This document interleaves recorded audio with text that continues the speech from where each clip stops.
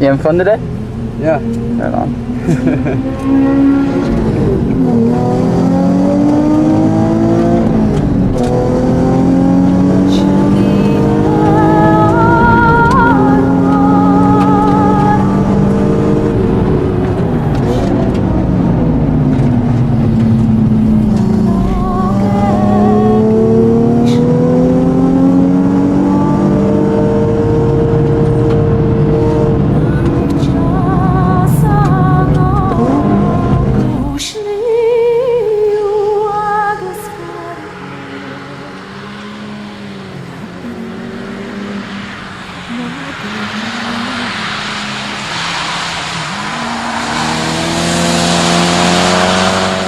Kazunori looks back on his memories of when developing or planning for Gran Turismo 1 and recalls that game development for this title was centered and strictly centered on obtaining or fulfilling his dreams of including real cars, his dreams of including realistic driving, the driving experience. That was the sole aspect that he concentrated on, he and his team concentrated on. They didn't even know whether people would even like it. At that time, when he finished Gran Turismo development for Gran Turismo 1, he and his team thought they could almost die, because they were just so happy to have been able to put together something that they have always dreamt of.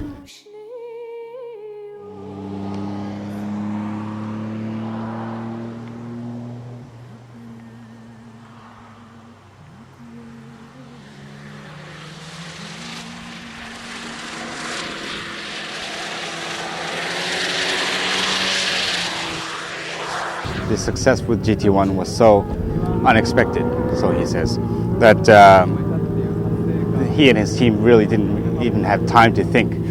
They had to just go straight into development for GT2. When he and his team developed Gran Turismo 2, all of a sudden they were aware of all of the credit that the world was giving him for the development of the original Gran Turismo, and also the factor that this was worldwide, made him try to improve the game, but the majority of that concentrated on volume. For instance, the number of cars or the number of horses. Kazunori looks back on GT3. The biggest and the main aspect of Gran Turismo 3 would have to be, he says, like you said, it was the introductory to the PlayStation 2 platform. So what he and his team wanted to concentrate on was to remember their feelings when they developed the original Gran Turismo, because that was their first on the original PlayStation. With the original PlayStation, they did lots with it. With the new platform, there were more that they were allowed to do because of the technology advancements.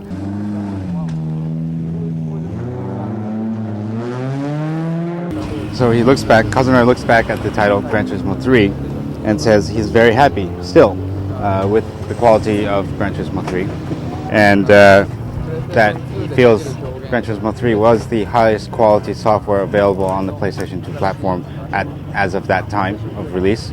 Kazunori felt that there was a lot of limitation with things they could do or things they couldn't do with the original PlayStation, PSX.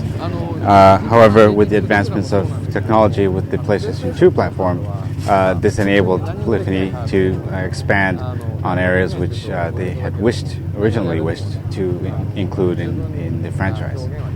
Areas, for instance, the physics or the graphics, all of these areas have been areas which the team had wanted to make an advancement with each time, and each time they did, but not to the extent that they had wished to. With that said, he also adds that development for these areas had always been taking place parallel to the development of each of the franchise titles. With Gran Turismo 3, he and his team thought that they had, produced maximum output at that time. However, Kazunori and his team sat down and reviewed all of these aspects and looked for areas where they can improve. And he feels confident to say that his staff have grown their skills in maneuvering and development, and in order to create more quality in those areas. He also adds that because GT4 will be the second title to the PlayStation 2, second title of the franchise to the PlayStation 2 platform, this gives them more leniency, so to say, in terms of development overall. They're more used to the platform. They're more experienced, and like we said earlier, they had always been developing skills parallel to product development.